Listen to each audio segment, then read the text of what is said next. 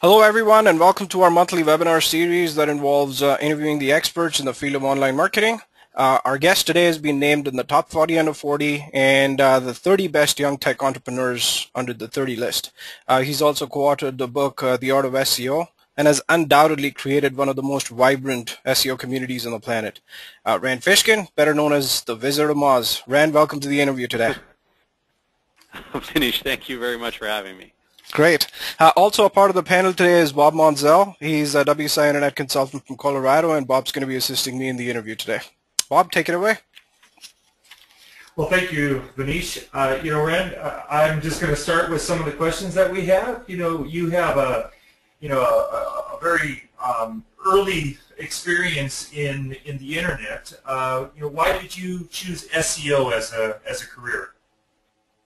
Well, it's funny. So I started out in web design and development. I was building websites back in the late 90s, early 2000s, and then I sort of discovered that as we were building sites for our clients, we were having a lot of trouble driving traffic to them, and our clients were having a lot of trouble sort of monetizing and getting value out of the sites that we had built.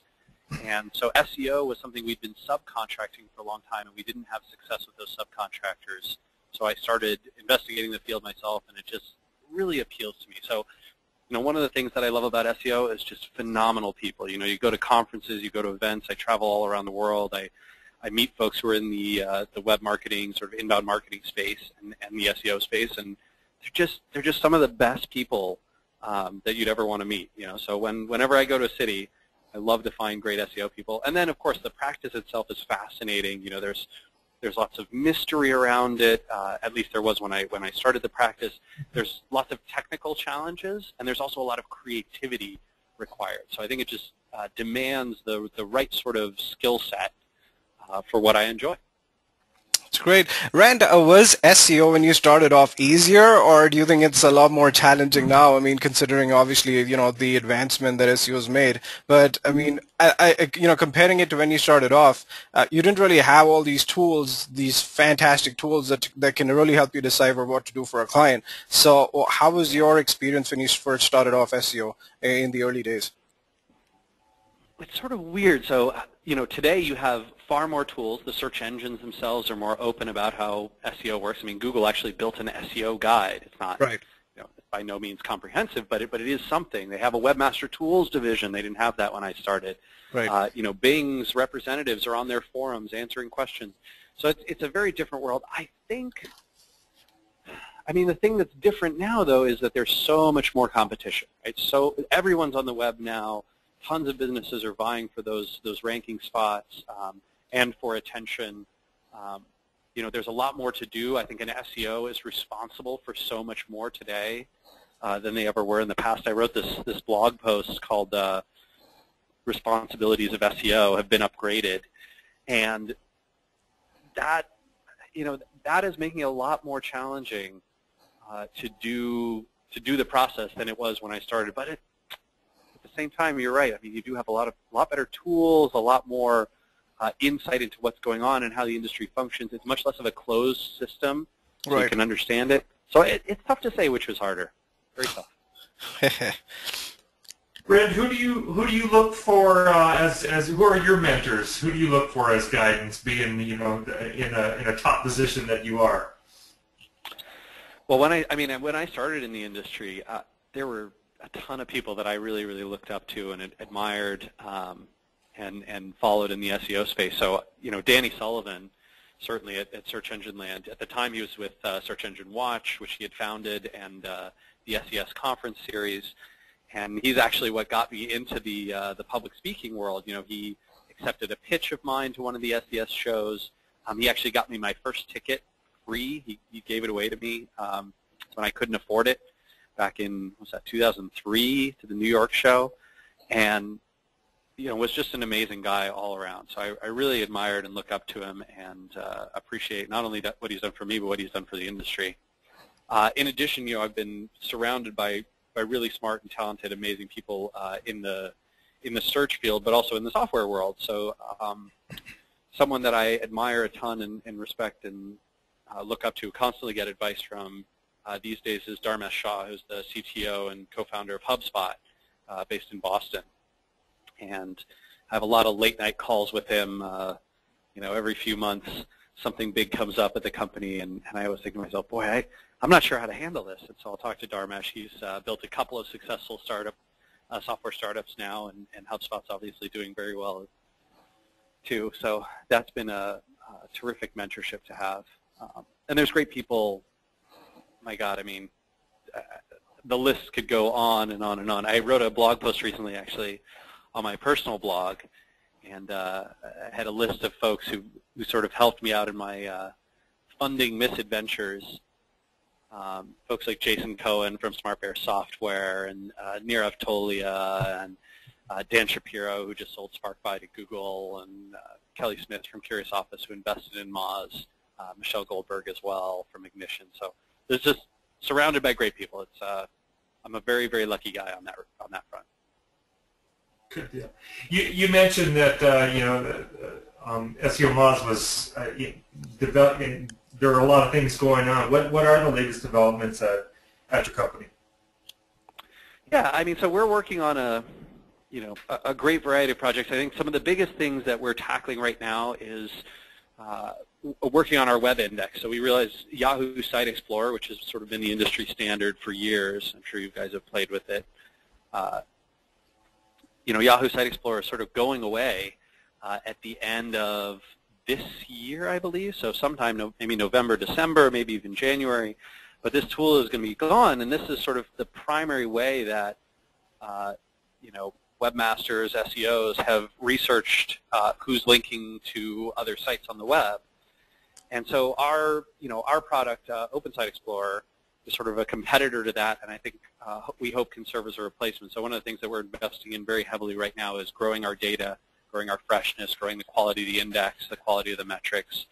So I'm in my office here in Seattle, and I'm looking outside my window or my door at a team of, there's 6 guys actively working on just the Linkscape web index, and a total of 22 engineers, software engineers here at MAAS, who are pounding away. One of the things, actually, I was realizing I was going to walk you through a little bit of what's inside the Pro product, and there's this new social tab, which that doesn't actually exist yet, but that's one of the things that we've been working on very heavily, is getting some social functionality, so that we realize that a lot of SEOs care a tremendous amount about Twitter, Facebook, LinkedIn, and StumbleUpon, and all that kind of stuff.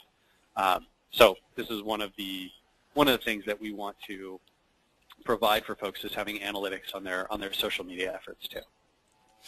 Rand, give us a little insight into the whole VC funding situation that's been unfolding in your company. Oh, geez, yeah. So for those who haven't read it, I did recently try to raise some money. This is actually a photo of some of the Mozzers at Ignition's offices over in Bellevue pitching them, and they were awesome. They were very kind. But we pitched a company, or I should say, rather, several VCs pitched us, and we had not been planning to raise money this year. We were thinking we might raise it next year. But given all the folks who were coming out of the woodwork, and given the sort of the good funding environment, we looked to go down that road, and we talked to 3 or 4 folks that we really liked, picked one, signed a term sheet with them, and then at the end of the near the end of the term sheet process, about halfway through, before we were about to get the money deposited, they pulled out, and that was a pretty frustrating experience. So I think we're going to be holding off on funding for a good while. We've got a great company, great people, profitable. We can use the revenue that we generate to reinvest in growth for now. And so while we'd love to take some of those bigger steps, I think that'll have to wait for now. So I guess we still need to wait for buying SEOMOZ stocks in the NASDAQ, huh? Yeah, not quite ready for that IPO. Well, I think so. We're going to do between 11 and 12 million in revenue this year, and I suspect, so for a SaaS software business, we really have to be doing between 60 and 100 million a year to be publicly listed and do an IPO. I think Log Me In and was doing around 75 million when they did their IPO. So a few more years of growth like this, and hopefully we can get there. It'd be pretty exciting. Yeah, that's one of the things, Rand. You guys have always been so transparent about your financials, in terms of revenue. I remember reading that blog post where you shared your total financial data, including your salary and everything.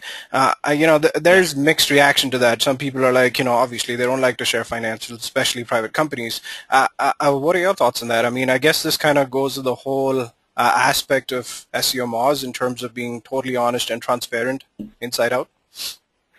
Yeah, I mean, this is something we really believe in very, very strongly. So transparency is one of our core values, and we try to take that to I guess maybe some would say a pretty extreme level, but what we want to do is to have there two things. Number one, we want to make sure that that transparency keeps us honest, right? It means that, that we can't be, we can never present a version of ourselves that's anything less than the truth.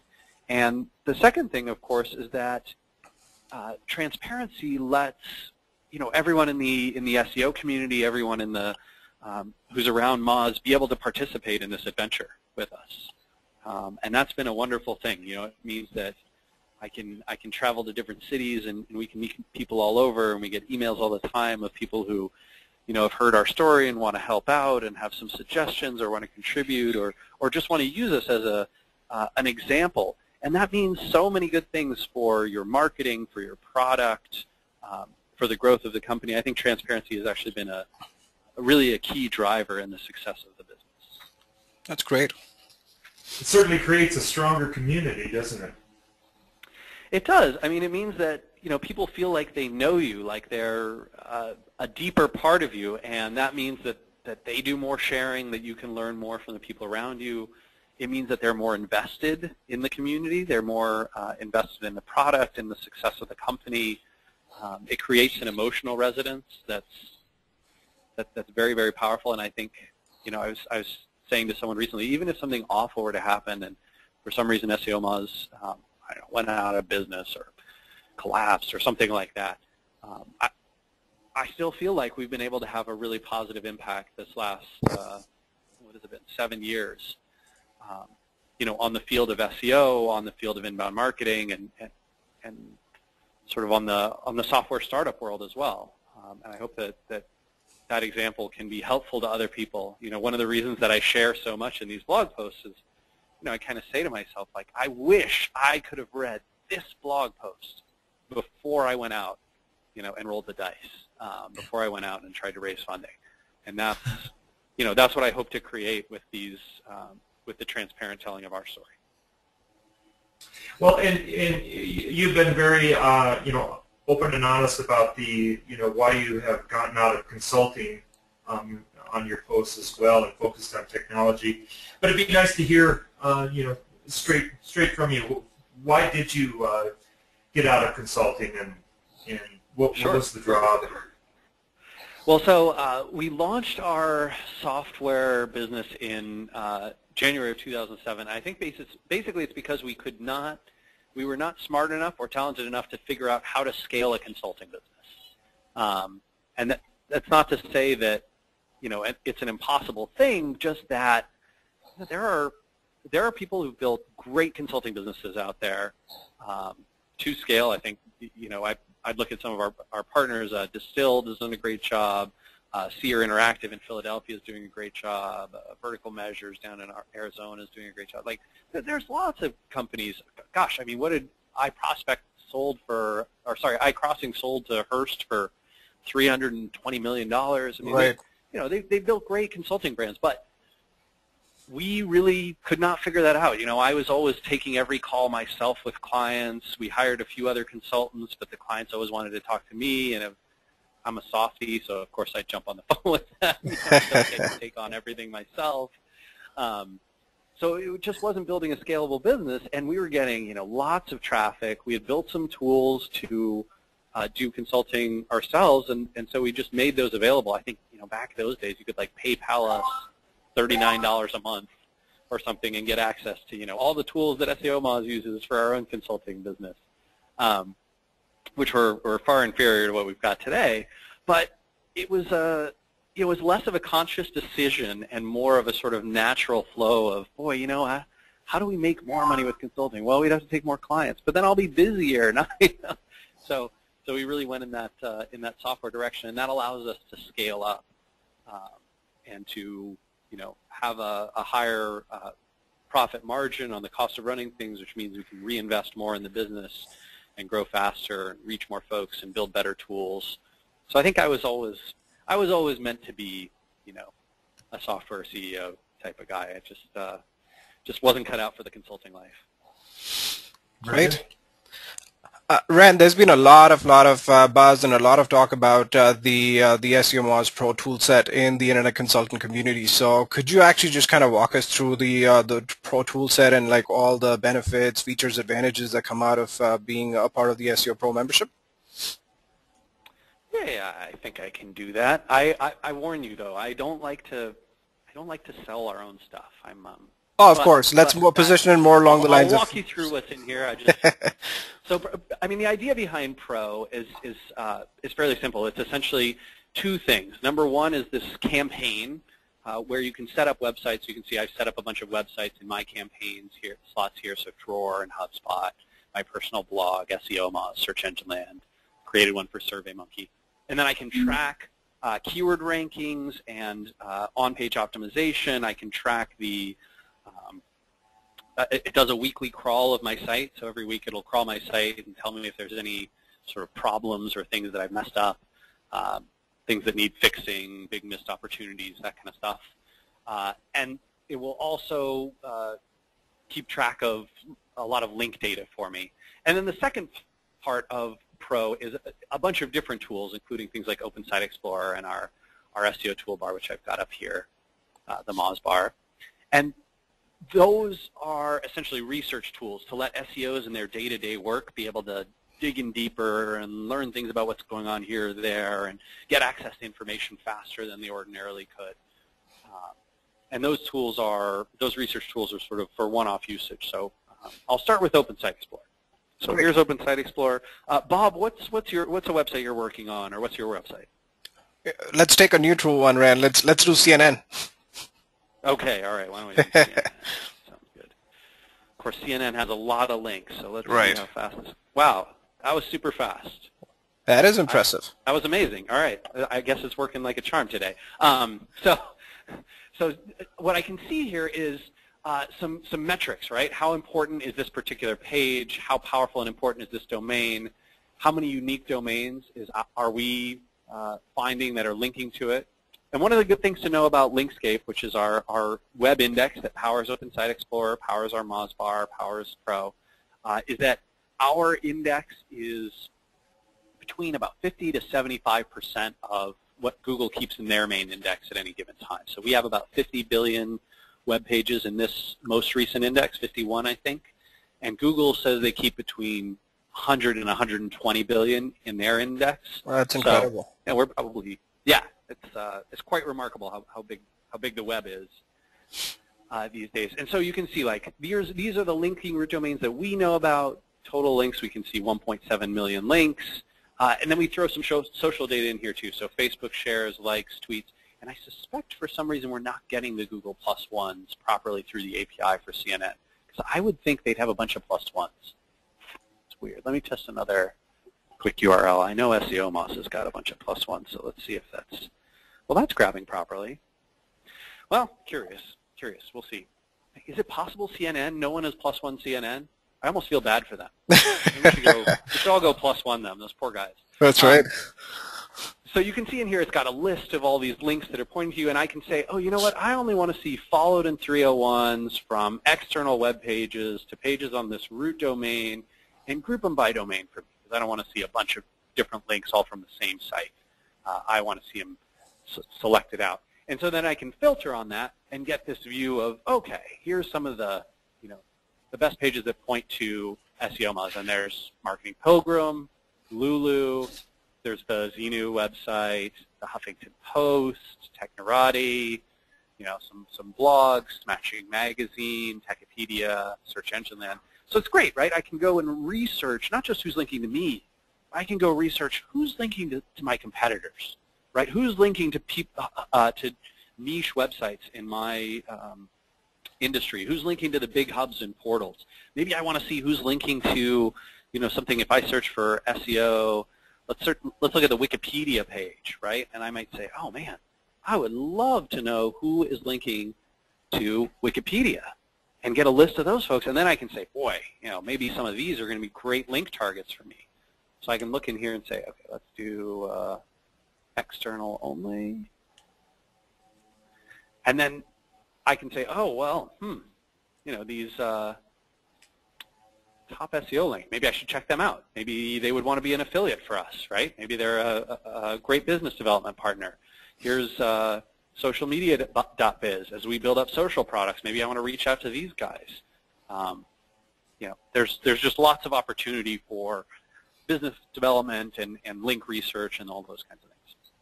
So this is cool. But let's go, let's go over to Top SEO Link. I have not visited this site. I'm sure it's there. And I'll show you guys the MAAS Bar too, which is sort of a cool Chrome plugin. All right, so here's an automatic free backlink service. That doesn't sound 100% white hat, but let's not assume anything. So I can see in here, right, that I can use the MAAS Bar and get, oh, okay, there's the URL, the page title, the meta description. I don't have to click view source and do all that stuff. There's the text-to-code ratio for SEOs who think that stuff is interesting. I can check out page attributes. So they don't have a rel canonical. There's the cached URL. That's their IP. They're hosted in the US. They have 112 internal followed links and 100 external no follows and 61 followed.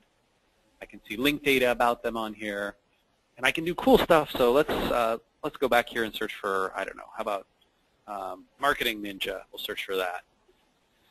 And then I can go, oh, I think that's Jim Boykins, Internet Marketing Ninjas. What do you know?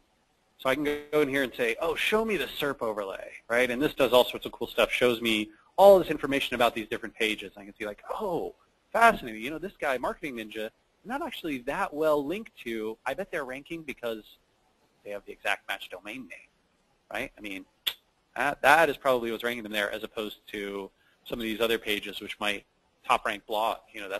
That's a well linked to page on there, that kind of thing. So there's lots and lots of cool stuff in here. I can change this to edit these profiles and make my preferences different. We really wanted to provide everything you could get in any sort of plugin for SEO all in one place. So that's some of the research tools. Let's dive into Pro here. This is my my dashboard, right? And I have set up, I'm going to jump in the SEOMOZ campaign. I guess I must have broke my integration with Google Analytics, but normally it integrates with Google Analytics. And I can see all sorts of crawl diagnostics. So, oh man, I've got a lot of errors. What are those errors? I can click through, see a list of my errors. So in this case, there's a bunch of duplicate content and duplicate titles on the site, and I really need to figure those out. This is actually, I apologize, this is a test campaign, so all the data in here is kind of funky. But let's go look at, why don't we look at Search Engine Land, see what they've got. I'm not tracking very many keywords for them, but I'll show you keyword stuff over here. So this is keyword stuff, and I'm tracking, backlink analysis, best SEO tools, blogging for SEO. And so you can see there's my traffic data coming from Google Analytics, how many visits I got in the last week, where I'm ranking for those keywords in Google and Bing, and I can add, sort of tags to these. I can see over time. Let's go see over time blog traffic. So I get a kind of a history of where I'm ranking. You can see that they're trying to rank check me daily now because they're doing a bunch of tests on my account since I'm a beta user. And then they'll show me traffic. We'll see the difficulty score, how competitive this keyword is. I can see a list of all the people ranking in there, and I'm number 2 on the list. So, I sort of get a good diagnostic sense of how I'm doing on this stuff. I can go grade on-page stuff and say, oh man, best SEO tools. I think I forgot to put the word best on the page. If I did that, I would probably rank a lot better for best SEO tools. Maybe I should think about doing that. That'd be pretty smart. That's funny, Rand. Sometimes it's like the cobbler's children have no shoes, right? and Pro is designed to sort of track, all of this stuff for you. So my rankings, my on-page, my analytics for my crawl diagnostics, and my links for myself and my competitors. And this is just a great dashboard to be able to get at all this stuff, and soon social data as well. So that's kind of a tour through Pro. I mean, there's lots of cool, like, little things. One of my favorite ones actually is a super old tool. Let me see if I can find it. There's a, you guys will love this. Yeah, that was actually the next question here. Top 5 tools that you really love in the tool set. Well, so I don't know that this is a top one. I mean, Right. OpenSite Explorer and the MAAS Bar are probably, kind of top 1 and 2. Right. But this is sort of sweet. So check this out. If I plug in, you know how, like, search engine roundtable, roundtable.com. Oh, they're not dubbed, are they? Oh. So you can see, like, oh, here back in 2008, it was a PageRank 7. Today, PageRank 6. Right? And if I Interesting. let's go look at, try search engine land here. No? Oh, they're also non-dub. So I can see a long history of where they were, and you can go all the way back in time. I think back when they launched, they were only like a PR 4 or 5. Oh, so they were 7, and then look, they went down to a 6, and they went back up to a 7. So you can get this sense of, one of the things that I like to use this for is to see if a site's been penalized. I think what SE Roundtable had been, because he was selling links on a sidebar, which he's been doing for a long time. And he wrote about it. Barry wrote about how he'd been. Yeah. So here you can see, right? Sort of like, oh, they were PageRank 6, and then they're PageRank 4 again, and so you can see all these updates back in time, way back to 2007, and then they got sort of hit for the, Barry had these links on his side, and he was like, I existed before Google did, and I don't care what you say. I'm putting these sponsored links on there, which I thought was a pretty good practice. And of course, the search traffic's fine, but the PageRank score. That was one of the questions as well from one of the ICs in Florida, Rand, where they talked about PageRank relevancy. Google's kind of made it very clear that they're not updating the PageRank that frequently. So how do you kind of utilize or view the PageRank metric when you're in your overall campaign strategy?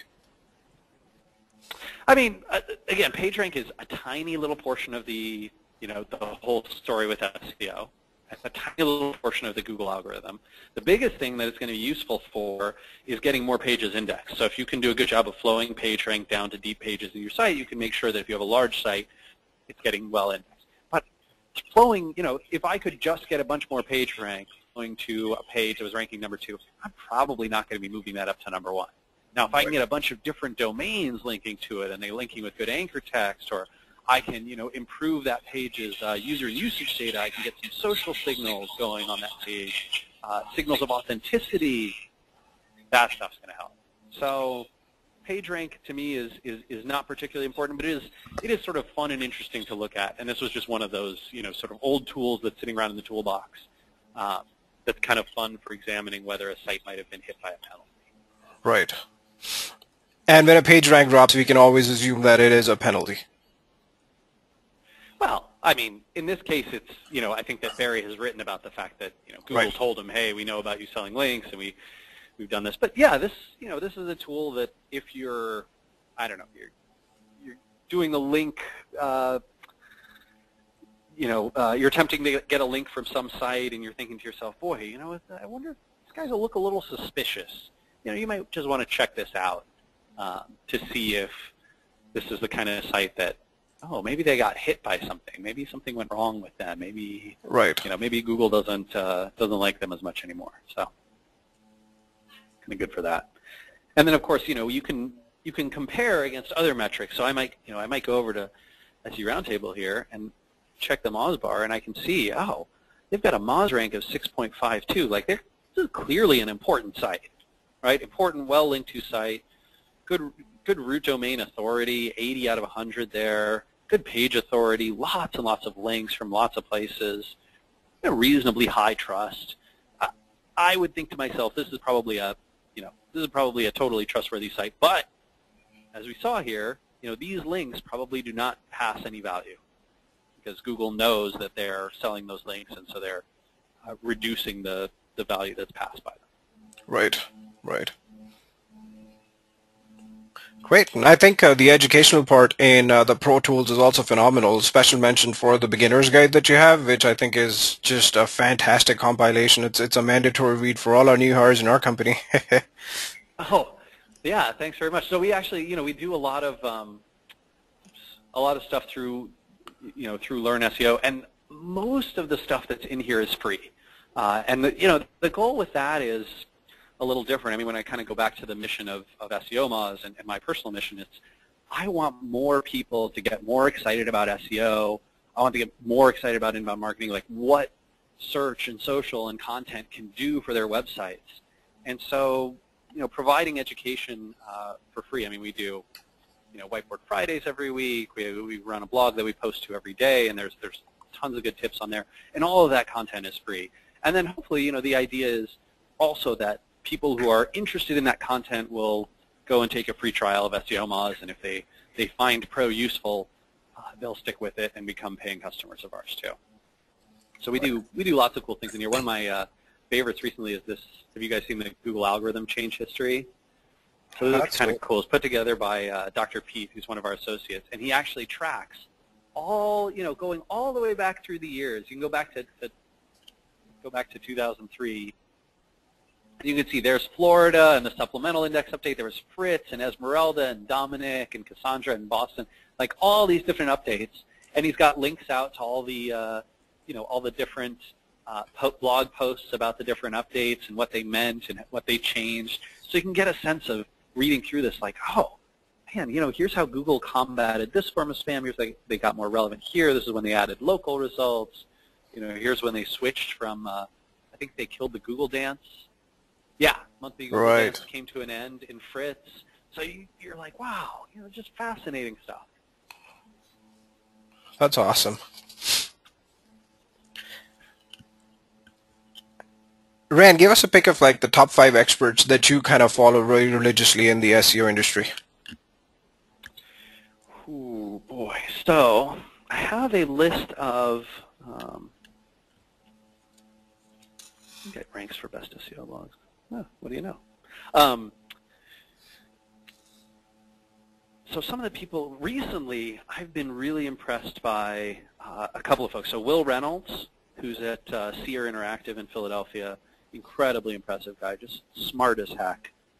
I also think I think he just left Distilled, but Justin Briggs, who's one of their key link building guys over there, incredibly smart, super talented, really, really hardworking guy, very, very impressive. Let's see. Just Aaron Wall, actually, for years and years, for the last decade, I think, has been one of the top minds in search. Just incredibly smart. Has sort of a cynical take on Google, but he's a fantastically talented operator. Yeah. Aaron's toolset is pretty interesting as well. Sorry? Aaron's toolset's also really interesting. Yeah, he's got a good few tools in there. In fact, I think Cyrus covered one of them on the blog today. That the rank checker, which is just a great little. He did 10 ugly SEO tools that actually rock, which is a great post title. Yeah, this is a great post. I read it today. And I think Aaron runs this rank checker, which isn't actually that ugly, but quite useful for monitoring a bunch of different sites if you're sort of keeping tabs on tons of things as opposed to a single site, which the Pro Web app is kind of built for. Great. Tell us a little bit about MossCon, Rand. What are some of the goals that you're trying to achieve with MossCon and expansion plans for that conference? We don't have a ton of plans to expand right now. We're sort of thinking of keeping it in Seattle once a year. It's our sort of summer event for those of you who haven't visited Seattle. July, August, those are kind of the only nice months to come. Otherwise, it's just pouring rain. So we try to bring people out here in July every year, and this year we had about 550 attendees. Oh, that's incredible. which was loads of fun. Just a great lineup of speakers. I think probably one of the best speaker lineups I've seen at an event. And we can, we really cheat on this. We go visit lots of other events. I travel. I speak at tons of conferences. Hear other people. And if I hear, I heard Hannah Smith presenting at one of the Distilled events. I heard I was on a panel with Stefan Weitz in Germany from Bing. I ran into Eitan Seidman through his years in the industry. Knew Bill Leak. I spoke on a panel with him last year at Dreamforce, and I was like, those guys are really talented. I want them to come to this event and speak here. And so we kind of got our pick of the litter. We invite speakers. It's by invite only, so there's no there's no sort of pitching involved, and we don't do panels either. It's all sort of single format, individual 45-minute or an hour-long sessions, so these speakers can dive really deep on topics. And it's a fantastic learning experience. It's one of the few conferences where every talk I learn something new, and I really enjoy and appreciate that. So it's it's not designed to sort of compete with the big shows or be a big conference brand. It's really more of a sort of a customer conference or customer summit, like Dreamforce is to Salesforce, or InfusionCon is for Infusionsoft, those kinds of things. That's great. Believe it or not, Rand, but you have a massive following in South America, in particular Brazil. As a matter of fact, we have a lot of attendees today from Brazil, and the next question kind of stems from there. Do you have any plans to translate the SEOMOZ tools in other languages, in particular Portuguese and Spanish and French? So we have been talking about translation. I think Spanish, German, and Portuguese are near the top of the list, but it probably will not happen. It's possible it will happen as soon as the end of next year, but probably not for the next 10, 11, 12 months or so. And the reason for that is we still feel like there's a ton of work to do on the English language version, and then we'll be offering that. But we've been talking to down in Brazil. I was just speaking there at the Expo in Sao Paulo. Right. And we had a MossCon there as well, and that was a ton of fun, just meeting great people and having phenomenal steak. My God, have you guys tried picanha? It's incredible. It's like this part of the cow that they won't serve you in the U.S. I don't know why. It tastes like magic. And so, I think that we would very much like to be able to offer that translation. And to work with some local folks in those regions. We've had a lot of people reach out and offer to do that, which is just great. I think we were looking at our membership stats a couple months ago, and something over 40%, I think 45% or so of our pro subscribers are not from the U.S., which is really amazing. You think about. I mean, SEOMOZ is still a relatively small startup. There's less than 50 of us here, and we've been going as a software company only 4 years, but to have that sort of international reach, it's really, it really is the global era of the web. That is fantastic. How many pro members do you have right now, Ryan? If you can share that information with us. Yeah. So we've got about 12,000, probably a little over 12,000 paid subscribers, and then about 2,000 people who are in a 30-day free trial. So around 14,000 subscribers total. That's great. That's really good. And I see from Brazil has a question for you, Rand. Is social media the future in order to dominate the search ranking? Should everybody be kind of concentrating on social media next?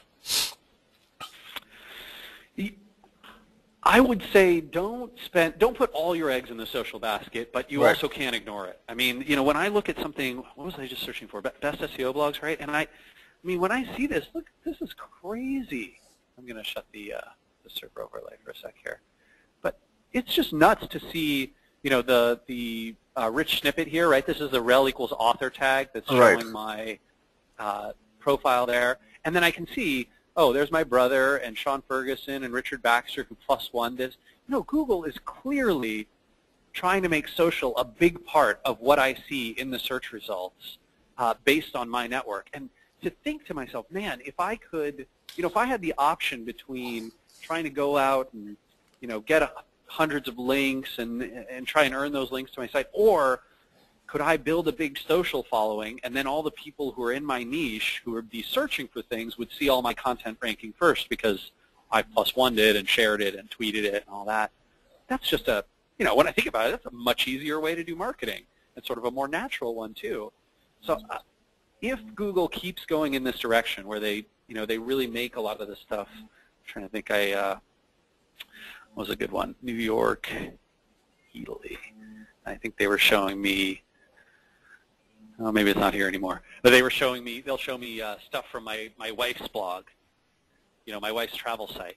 And she doesn't, she won't rank for anything, but because she refuses to do SEO. We have debates. That is interesting.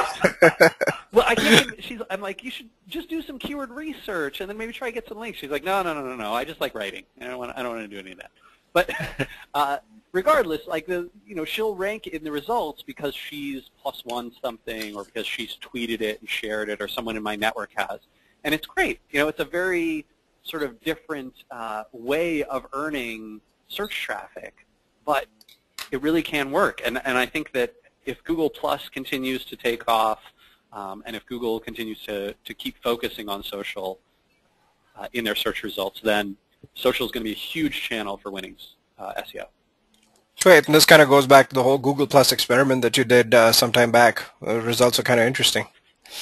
Yeah. I mean, and what we were seeing then, it's sort of interesting because, let me go find that experiment. What we basically did was we,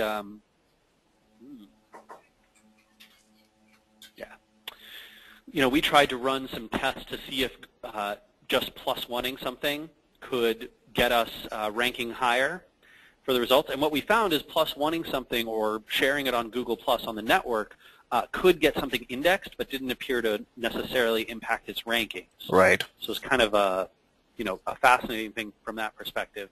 Now, that said, what we heard, I think Wired did a, Google re-ranking. Let's see if I can find that. +1.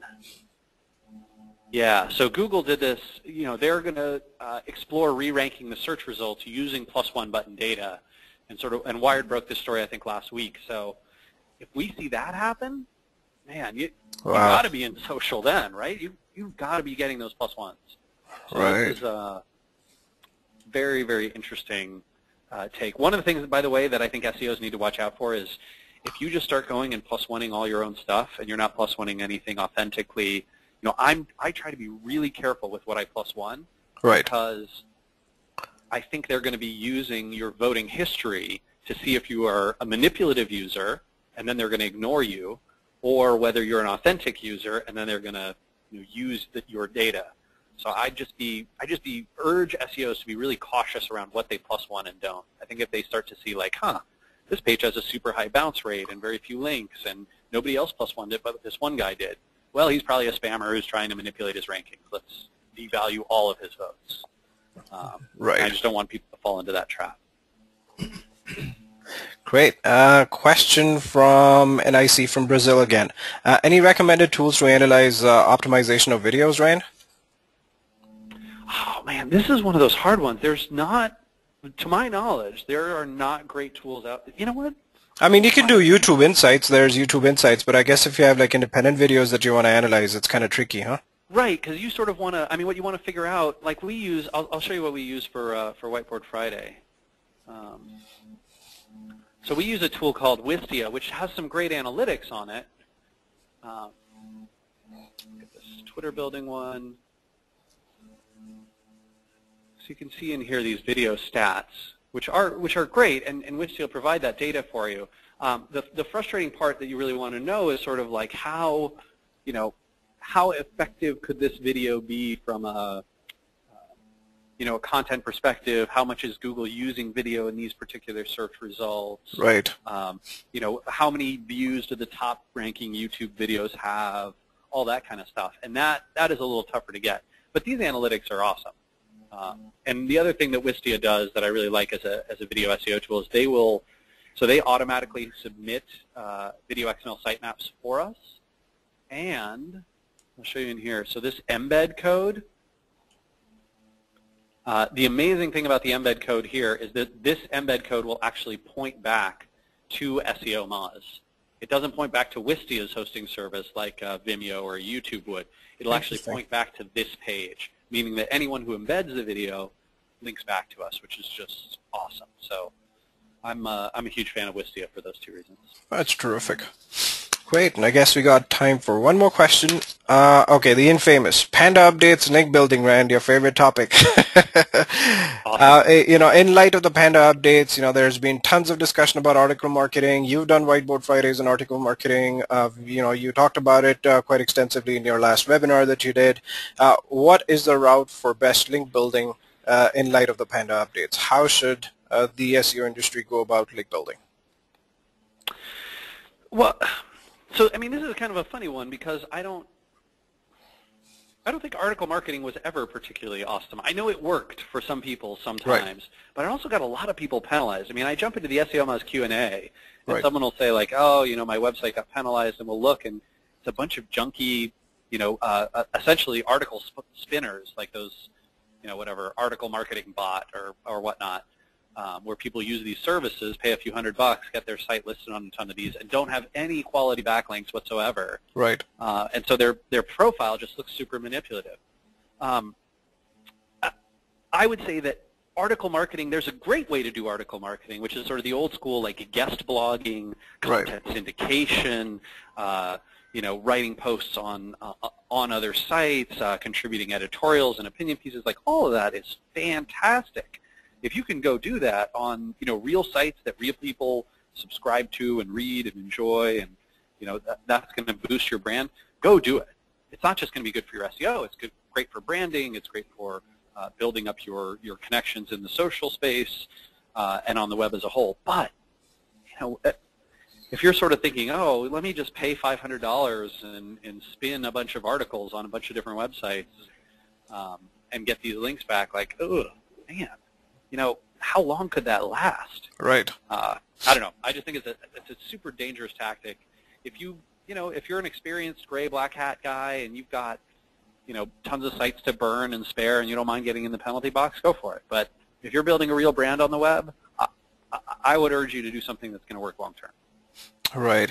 And the other part is that, these sites are still a part of Google's index. If you type in article marketing sites, you'll see a lot of these sites appear. So, any thoughts on why Google hasn't really kind of thrown them out of the database? Well, I think Google generally, they had that great video recently, right, where they talked about their process for determining what the engineering team on search was going to work on. And you could really feel like if it's negatively impacting tons of searchers, it gets highly prioritized. And I think article marketing sites, if somebody searches for article marketing, these are kind of, even though it's a crappy practice, it's sort of like searching for, I don't know, what's that, there's like that bunk remedy that was, that a lot of people take, like when they get on planes to avoid, do you guys know what I'm talking about? You take it on a plane and it supposedly prevents you from getting sick. Uh-huh. But they, Dramamine? doctors sorry? Is it Dramamine? I don't think it's Dramamine. I think it's not 5-hour energy, but it's something like that. And it's basically, is proven by a bunch of doctors like this has no impact. This is like drinking sugar water. Like this doesn't actually do anything. Emergency. I think that's what it is. Emergency. Right? And but if people search for something that doesn't work, Google still wants to show them what they're looking for. So it's not that they're going to remove this, but is going to all of these different websites, and I don't know which of these might actually be legit and which aren't. Right. But, is going to all of these websites and submitting and getting a bunch of, links back from sites that maybe or maybe weren't penalized by Panda. Is that a great use of your time and energy and money and, content? I always think there's a better way to do this. So it's not that, it's not that Google is going to kick these guys out. They didn't kick out, you can still search for, buy text links, right? And they haven't kicked those guys out either. Right. So it's not, this isn't where Google is going to take action that directly, but it is the case where I would just urge marketers to be smarter than this. Like you can get yourself into a lot of trouble, and Google's penalty box is so painfully hard to get out of. Definitely, definitely. All right, terrific. Rand, this has been an awesome session. Thank you so much for sharing all the info with us today, and we from all of us here, wish you and SEOMOZ all the very best. Oh, thank you. Thanks so much. Really appreciate you having me on. If I can ever be helpful, just drop me a line. You definitely will. Thanks so much, Rand. All right, take care, you guys. Bye-bye. Bye.